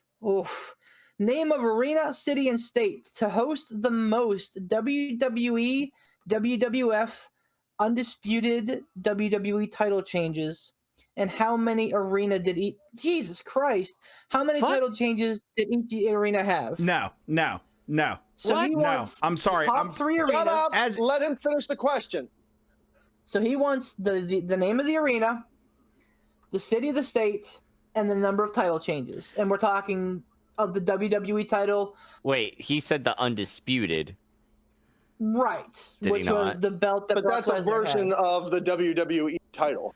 Right. So are you saying in his email, is it the versions of the WWF, WWE, undisputed? WWE title. Yep. Okay. All right. It does not name Universal, does not name World Heavyweight. I'm assuming we're talking like Winged Eagle, big blue belt that Brock had, and then. Well, that's just it. We're assuming. We don't. Well, that's what it said. I mean, Yeah. It didn't say World Heavyweight Championship. that's It what we said- have to go of. Yeah. And he says, "Good luck. Hope it ends poorly for you." Wow, hurtful. No wonder your fucking DC movies suck, Zach. Jesus. Yeah, no All shit. right. So listen. Looks like I got next week off. Listen, I'm going to throw this out there. This is such a convoluted, goofy question. I'm saying exhibition. This is an exhibition question. We made ourselves very, very clear. We made ourselves very said clear. Tournaments and brackets, though. Like, this dude is asking for the name of the arena, where it's at, and how many title changes happened in that arena. And he's saying the This top is- 3. The top This 3. Top is- 3. This Yeah, is right. spirit of the law, letter of the law. Letter of the law, yeah, we said no fucking brackets. The spirit of the law is, hey, don't fucking ask us to be an encyclopedia because we're not a fucking encyclopedia. So I understand what Poot's saying, but at the same time, we also, when we made these declarations, we said specifically we will not be doing any full brackets anymore. All right. Well, then I'm going to throw out the only one that comes to mind for me is MSG, New York City. Oh yeah, yeah. 100%. Yeah. Yep. And Christ- New York, MSG, and I don't even know how many. And that's the thing. Like, if you want the arena name, that's fine. If you want the city, that's fine. There's no way We that can we're do gonna the be able to number give of title the number changes. of title changes. All right, well, There's then- Yeah. zero fucking chance. Well, then why don't we have that be? We'll have that be an extra. We'll have that be a throw out. We'll see if we can guess. The other one, I think the top 3 for number of title changes and the city that they're in, I think is fair. I think that's fair. But the number of title changes in each one, come on, man. Like, I have a day job. Like, give me a break. Like, Listen. I'll just be off for next week and enjoy fucking the DC Universe's failed fucking master on your podcast next week. Well, Jeez. okay. Here's the thing. I don't disagree with Poot and on this one, and it's not just because I think we will lose this one. I honestly think that we probably don't stand a good chance of it regardless. But again, letter of the law, spirit of the law. Yeah, we specifically said no tournaments, but again, what we mean to say is we're not Wikipedia. I'll do whatever the other two of you want to do, but I'm 100% okay with what Poot said of naming the arena, the city and state, and if we're so, I'll tell you what. Here's what we'll do. If we can name the arena, city, and state of the top 3, and we get those all right, we'll throw out guesses for title changes. But if we are wrong about so if we get those right, we'll at least give Zach a spot, like an appearance, a segment, if you will. on his choosing of podcast where he wants to come on and talk. We're not going to give him the opportunity to come on and unseat somebody or come on and take the entire show. We'll give him an opportunity to come on and at least talk. Yeah. Okay. All right. Does that seem favorable? I'm That's okay fine. with that. I'll do that. Church? Ransom? Yeah. I was that's like a kayfabe break. Good Lord. How That many was- names do I go by? Yeah, that's Breaking the fine. fifth wall there. Yeah, I'm fine with that, but I want to throw this out there to the three of you. We get a lot of attitude when we get things right, and we've been getting them right for a while. I can only expect that things are going to get harder and harder. That's what she said. Giggity. The longer we go on Giggity. without being wrong, because if people keep throwing out questions and we keep knocking them out of the park, people are going to start. I'm assuming that's what's happening with this one. People are going to start throwing out harder and harder questions. And I'm going to agree with the consensus on this one, as I want to do. But let me just preface this as saying this. The more we get right, the harder the questions are going to get. And if people are serious about the threat in the champs, the more ticked off people are going to be if we start adding in caveats and stipulations. When Difficulty. people are trying to make when people are trying to make questions harder because we're constantly getting them right, and as they try to make questions harder for us, when we keep throwing in game time stipulations, McMahon, Oh, that's going to sour some apples. yeah. And if everybody's okay with sour apples, God I don't forbid, care. Yeah. I'm completely fine with it. I live my life in a sour patch. Yeah, but eventually the problem is it's going to escalate to the point of at minute 45 and 32 seconds on the January 3rd, 1993 Raw. What was the move that was being performed? What wrestler? What part of the ring were they in? How many people were in the crowd? And what was Vince McMahon doing backstage? I'm not disagreeing with you here, pal. I'm not trying to get you spicy in the britches. All Okay. I'm saying is, as the more we get things right, the harder the questions are going to get, and we should expect that.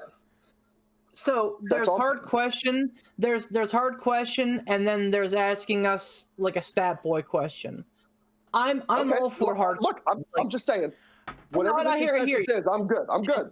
We've been playing very hard and fast and loose with this with stank Dang, with some Stank! Stink the stank! It some of the champs. But Dang face.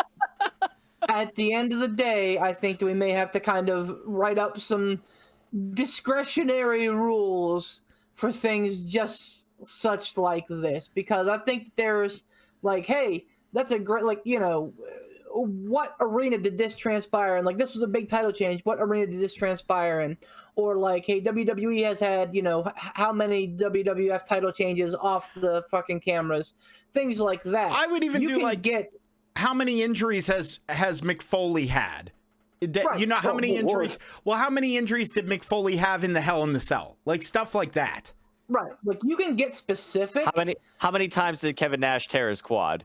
Oh, You can no. get All of them. specific without being like hyper specific, and I think that this is hyper specific. So, Well, at I the think very least, for this week, what we're going to try and do, and with all due apologies, Zach, if you feel slighted, I apologize because I'm the one that's heading this up. For this week, we will name the arenas and their city and their state. We are going to throw out our guesses for the number of title changes. However, if you feel the need to still come on, even though we may get the arenas right, if you want to come on for a segment, we would welcome you with open arms. All right, let's go. All right. So, 3 arenas. I think Madison Square Garden's a good one. Yep. yep. New I York, New would York. 10108. Oh, I would submit for Zip code. consideration the Staples Center in Los Angeles. There was a period there where they were hosting every single fucking SummerSlam. ooh, that's a good one. So, and plus, yeah, I mean, the Staples Center in Los Angeles, California, There you go. held other big events as well. So I think that would be a good one as well. Was that also the Cow Palace? I want to say. I think it was. No, I'm the not Cow sure. Palace was a different place. I think the Staples Center and Cow Palace are two different things. Now, really quick here before No idea what the Cow Palace was. Beef, before you go running off to the races, throwing out a bunch of ones. Let's do this. Mm-hmm. Okay, one arena. Okay, so we said MSG, New York, New York. Right. Staples That's a Center, no-brainer. Los Angeles, California. Beef. Correct. Give me a legendary when you think of and frankly, I think of JR's voice announcing where they are. The one that comes to my mind is, like Beef said, the other one was going to be Staples Center. But what's another arena you think of when you think WWE? Like, that's the thing. It's like, what's one arena? The Silverdome. Yep. Yeah, but that was there so here's the once. thing, That was once. Yeah, they only had one event, but there was an arena there. Oh, I don't remember the name of the arena in Detroit, but there is an arena in Detroit where WWE. Oh, they always called it. Motor. I don't. It's. I know it's Motor City. I get that, but Well, okay. Well, what about this? I remember Monsoon and Vince coming from Detroit, Michigan a lot. All right. GMC Arena. Well, no. What about? Okay, so then let's do this. Let's kind of broaden a little bit instead of just thinking of all the different arenas that they've run bigger events at. Let's think about this. What are big wrestling territories for WWE, like hotbeds? Honestly, I was feeling Pittsburgh real hard here. If we're being real, I feel like Pittsburgh would be a hotbed for that. It's not though. We don't ever get we get maybe a pay-per-view and it's usually like a B-level pay-per-view, like an Armageddon. We got the Rumble Extreme Rules. occasionally. Well, yeah, but even still, when the Rumble happened, there wasn't a title change. But no one gets repeat WrestleManias outside of MSG and the Staples Center. Like those are, I believe, those are the only two places that have had it multiple times. Citrus Bowl. I'm thinking. Yeah, okay. I'm thinking region-wise. So, twice. like in the Southeast, the big think about it like that. In the Southeast, it would probably be like the Citrus Dome or whatever it is down in Florida, right? Citrus Bowl. Yeah, we definitely had two WrestleManias. Like we can't think of football stadiums because I guarantee one of them is not a football stadium. Yeah. Okay. Well, MSG is not a football stadium, for God's sake. Right. I feel like Dallas or Houston Metroplex or San Antonio, that area of Texas would be a good one as well. I think that we're blah blah blah. I think we're right on MSG and Staples Center because I think the Staples Center used to be the Coliseum. So I think we're right on both of those. All right. Well, I think Beef. You said, was it only Chicago they ran in? Wasn't there another place in Chicago? You mean Illinois? Or not? Yeah, Illinois. Horizon. Good Lord. The fucking Rosemont Horizon. Where's that at? Is that the Allstate Arena? Illinois. Yeah, well, there is now, but it. Because wasn't that where Punk? Wasn't that where Punk got his title? Didn't Punk take the belt? Isn't that where he ran from? In the Rosemont? Yeah, wasn't that where he did that? Yeah, I think it's the same arena. Was that Chicago or was it a suburb of Illinois though? No, it was Chicago. But the Rosemont Horizon pops in my head immediately. So the four that were jumping into my head, like arenas that I can name with WWF like roots: MSG, Staples Center, the Alamo Dome, and the Cow Palace, and the Rosemont Horizon. Is the Rosemont Horizon the same thing as the Allstate Arena? I think so. Okay. I think it's just rebranded. And yes, it was like there in Chicago, Poot, because literally like Punk took the cab home and put his title in the fridge because he grabbed a bottle of water and snapped a picture of the title in the fridge because he was still had like the steam coming off of his body because he was so hot. Yeah. So why do I keep coming back to Texas though? Like I don't know.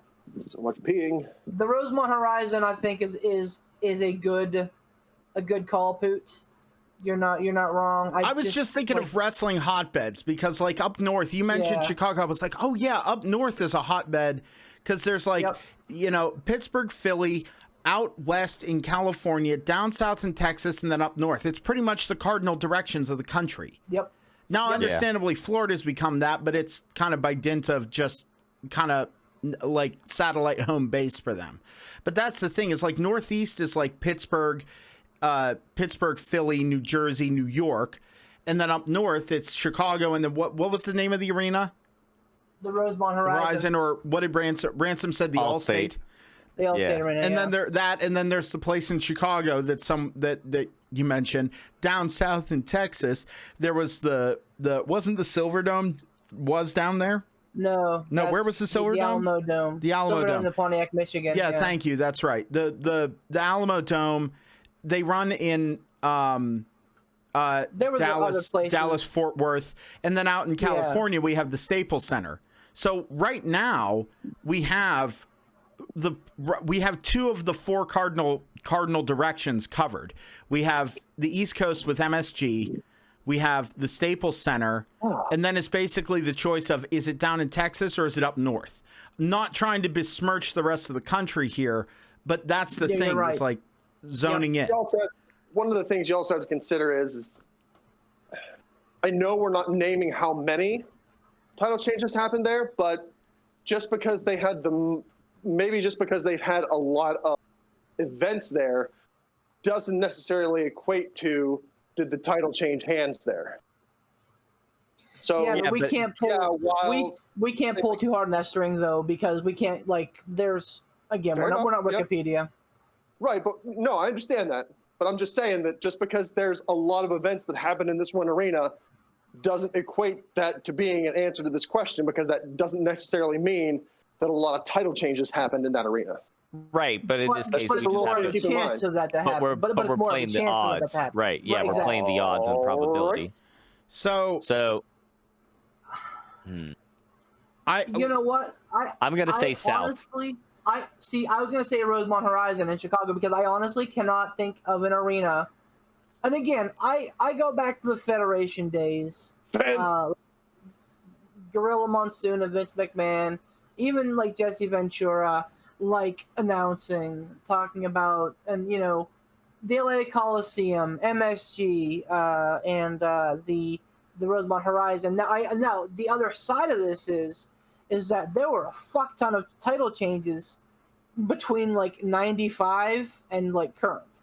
So the build up to 95, there wasn't a ton of title changes. So the answer is I don't know. I say go south with Texas. All right. So then give me the name of an arena where it's at, Tom. What'd you say, Poot? I was gonna agree with Beef. I'm leaning up north. I'm leaning north with him. Not to take away from you, Tom, but this, because we've just done a lot of zoning in. MSG was kind of a gimme. Staples Center, I don't think that was a gimme, but it jumped in your head because they've done so much there. Right, like they've done so many big keynote. That used to be the LA Coliseum too. And so whittling it down and everything like that. I honestly I think of the southern part. Yeah, they run a lot there, but they run a lot of Raws. They will run some stuff like pay-per-views. They have done some Rumbles. They've done I think they did SummerSlam down there a couple times, but I'm thinking north for this one. And like I said, I just don't know any sports arenas in the Dallas Fort Worth Metroplex or the Houston area. I don't know the name of any of the arenas down there, both classic or current. Maybe one thing to also note here too is that back in the Fed days, before the acquisition of WCW, wasn't WWF mainly Northern Territory? Yep. Now, I know a lot of time has passed between the acquisition of WCW and today. Yes. But I don't know if that's worth noting or not. I have no idea. No, it is because roots hold steady, man. You're not wrong, because again, when that was the southern area, and you probably even into the early aughts, you probably had and you honestly probably still have a lot of like stalwarts of WCW that are like, well, if it ain't WCW, I ain't going. So I think that's a very WCW. I think that's a very salient point. Vince McMahon took our jibs. We took our jibs. All right, so Texas Tornado. do we want to say Rosemont Horizon / Allstate Arena in Chicago? Okay. All right. So let's at least try to put them in order. Oh, MSG's top. We're not. I think. Oh yeah. I think we have them in order. Honestly. MSG, Staples, and then Rosemont. Mm-hmm. Yeah. I think we have 2 and 3 flip-flopped. You think so? You think there have been more in the Allstate? Okay. Just by a cunt hair, maybe. Well, not the a nice PG thing is, show like WWE. the nice thing is, he's not asking for the specific order. Let me go back and just make sure that wasn't his. Yeah, go back. Go back to decode his fucking DC Universe message because it was fucking all. So here's how it's reading. What are the top 3 arenas? Name of arena, city, and state to host the most WWF/WWE/ undisputed WWE title changes, and how many title changes did each arena have? The answer should read like this, and then he goes on to say number 1, number 2, number 3. So I don't know if he wants us to list them in order or not. He didn't specifically say list them in order, but then he has. This is why Marvel is killing your DC Universe, you fucking idiot. Avengers! Assemble! I know the LA Coliseum has had a couple of WrestleManias, and I know that the Staples Center held tons of SummerSlams. I'm talking like 6, 7 at least. So I feel like that's got to be a strong number 2. And again, I could be wrong. But I just feel like Staples Center's got to be a strong number 2. All right, let's do this. I have a proposition. Ready? Here's what we do. Because we need to wrap this up. Whatever the 3 arenas are, we'll name them. Then, as a bonus, since we're not going to name how many title changes happened there, Beef, if you have a way to write these down, write this down. We'll go with the 3 that we think had the most, regardless of whatever order we list them in. Fuck you, we don't care. We're going to go with the 3 that we've got. Our fucking show. And then, yeah, right? Not your show, our show. And then what we'll do is we'll each name whatever many title changes we think happened in each arena as a bonus. Okay. Is that all right with everybody? Yeah. All right, so then So we are regardless looking of order that we list our arena names in, as long as we get the 3 arenas, we don't care what you think. Batman, Batman, you say? Batman passed the mustard. So I think we're pretty solid on Madison Square Garden in New York. Yep. Staples Center in Los Angeles, California, and the Rosemont Horizon / Allstate Arena in Chicago, Illinois. Are we all solid there? Yep. Wait, is the Rosemont Coliseum in Chicago? Rosemont Horizon. Isn't it in Rosemont, Illinois. I was going to say, isn't it in a suburb? Illinois, right? Yeah. Well, so I think because that's the same thing as like saying Pontiac versus Detroit. Like Pontiac, Michigan is actually Detroit, Michigan. It's like saying Blawnox, Pennsylvania versus Pittsburgh, Pennsylvania. Yeah, but if you live in Blawnox, you say you're from Blawnox. Well, just saying, in this case, fuck you, Zach. So who cares? We'll Jesus, Tom. The champ is spoken. Here's the thing. Okay, so we'll put Rosemont apostrophe parenthesis Chicago, like, because it is a suburb of Illinois, of Chicago, Illinois. So all right, perfect idea. All right. So I think that there were 15 title changes in MSG. I think that there were 9 in the Staples Center, and I think that there were 6 in the Rosemont Coliseum or Rosemont Horizon Allstate Arena. I'm gonna say. Okay, go ahead, Tom.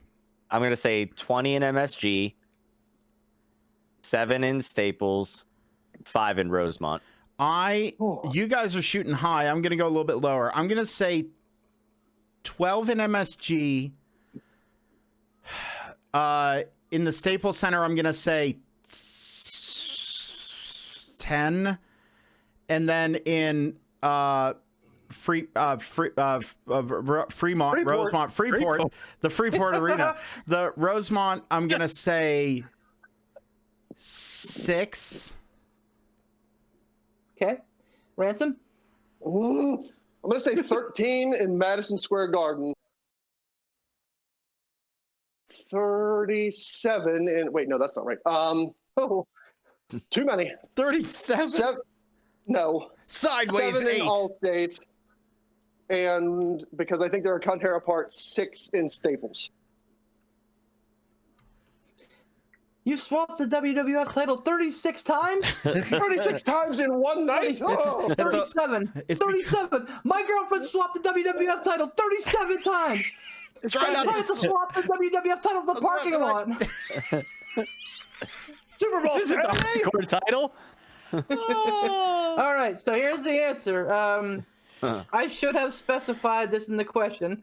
Always a good thing to write an answer. No shit, Sherlock. Yeah. Oh my god. But hopefully you're smart enough to figure this out. Fucking guy. This is not for the World Heavyweight Championship or Intercontinental or Tag Team, just WWE in all versions. Okay, yeah, we did figure that out.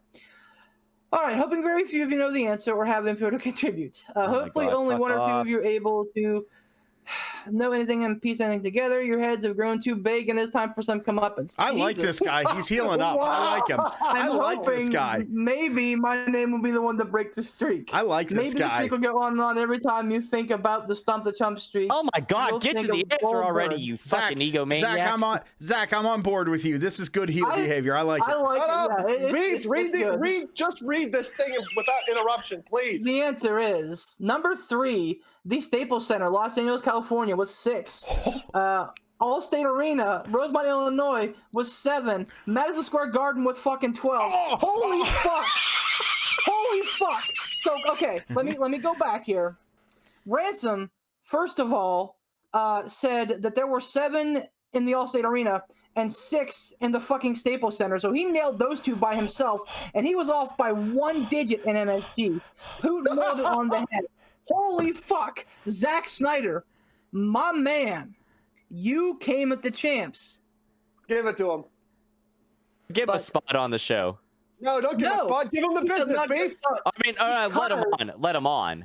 Tom, No, shut up. he does not get a spot because, good day, sir, you lose. You get nothing. Yes.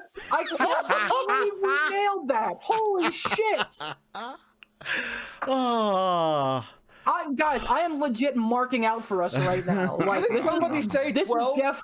for This Madison is Square Jeff Garden? Martin. Yeah, 12, and you said 13.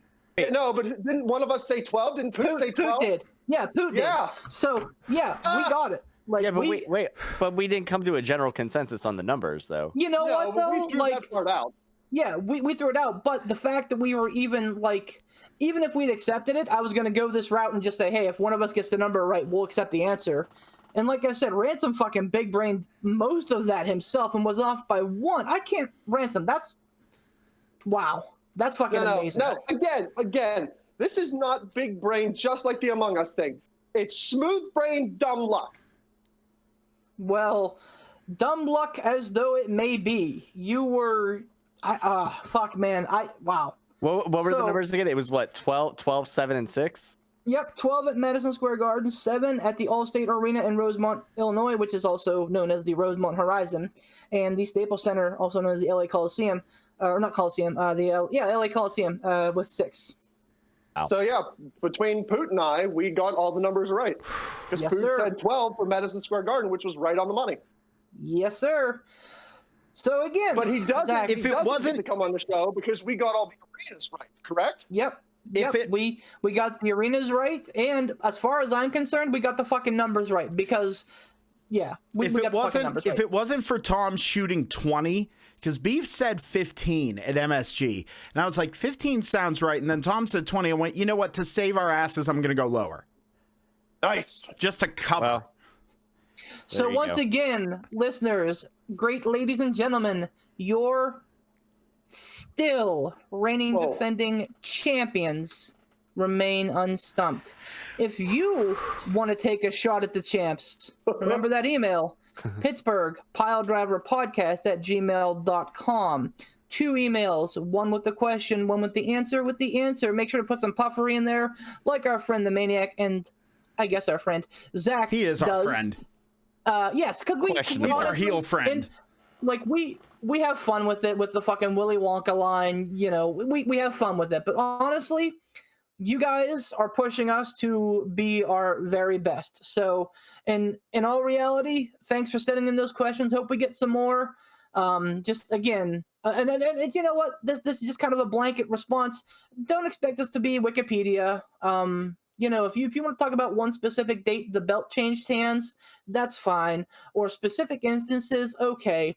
But like, don't be like, hey, how many times did the hardcore title change hands in fucking, you know, this one arena in Hershey, Pennsylvania? Because I don't think any of us are going to know that, and that's not a fair question. I'm not going to lie, with the caveat of how this last question went, and I know Ransom said we can't keep adding caveats. I feel like we kind of got a bit of a shifty finish on this one. Like we got the pin, but I think we were holding the we tights. Got everything right. Yeah, like, but that was after. I'll tell you guys what, we can talk about this off the podcast. We're going to burrito time here. Thank you all so much for listening to the P3 podcast. I want to thank our lovely listeners for sending in these questions. Seriously, both of you guys so far, thank you so much. You really are pushing us to be our best. I want to thank our sponsors as well. I want to thank Mr. Casual Gaming Dad himself, Tiger. Uppercut. Bomb Tom and his page Casual Gaming Dad and Casual Gaming Dad's Corner. Make sure you check out his streams. He streams a lot of awesome video games. Great content. He's a wonderful guy. Make sure you check him out. Also check him out on YouTube and Twitch. That's Casual Gaming Dad and Casual Gaming Dad 84. Also, we want to thank Mr. Sean Tischler and his work with IWC. We're really looking forward to the next independent show we can come and see, and we really hope that's sooner than later.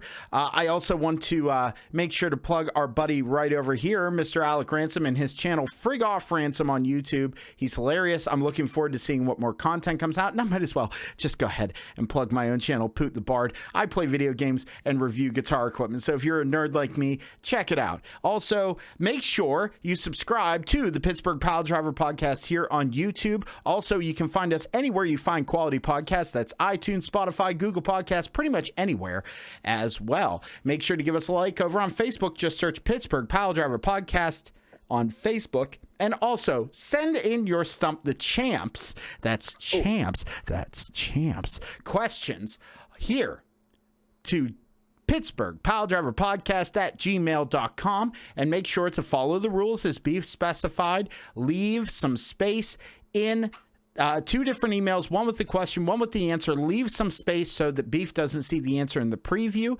And there you go. Hold on, real quick. Just a programming note, ladies and gentlemen. If you are excited about wrestling content, as I am, I'm going to start putting out a show on Friday/Saturday called Beef is Raw, where we talk about some of the wrestling action and a little bit more in depth than we do on this show. So if you are a fan of like myself and you watch the weekly serials, feel free to tune in, have a discourse with me. It'll be live on Facebook. Like I said, Friday, Saturday, sometime in that time slot. We're going to try and get that rolling here real quick. So tune in. Bring some questions, bring some discussion points. Love to get some fan interaction. And, Sorry, to wrap this baby up. No, that's great. And I'm looking forward to that as well. You always have pretty good analysis of the weekly serials. And I'm also working on the video intro for that. But Beef needs to send me the videos he wants me to put in there, because otherwise it's just going to be a picture with music.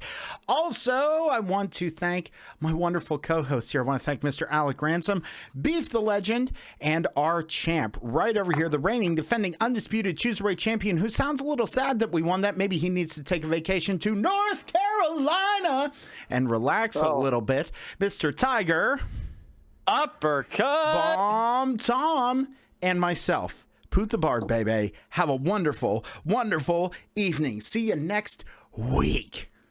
Marvel's better. Yes, thank you.